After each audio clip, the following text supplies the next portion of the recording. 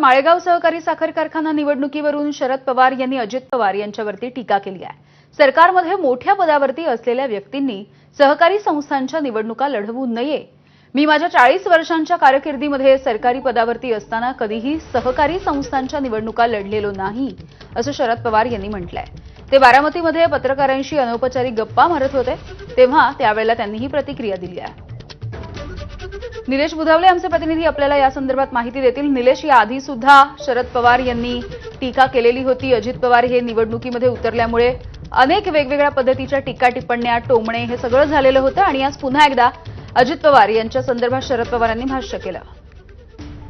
यामिनी आज माध्यमांच्या प्रतिनिधींशी अनौपचारिक चर्चा शरद पवारांच्या मुंबईत पार पडल्या। या चर्चेदरम्यान शरद पवारांची ही प्रतिक्रिया पाहायला मिळाली।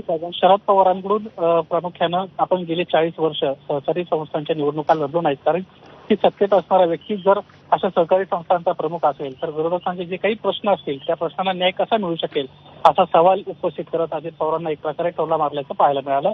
अजित पवारांना ज्या पद्धतीनं माळेगावची निवडणूक जी आहे ही प्रतिष्ठेची केली आणि त्यानंतर मोठ्या प्रमाणामध्ये अजित पवारांना आपले सर्व पॅनल जे आहे ते सर्वपक्षीय आपण करू अशा पद्धतीची भूमिका घेतली होती आणि त्यानंतर मात्र स्वतःचा पॅनल उभा करून निवडणूक लढली।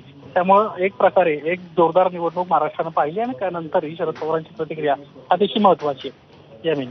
अगदी धन्यवाद निलेश माहितीसाठी।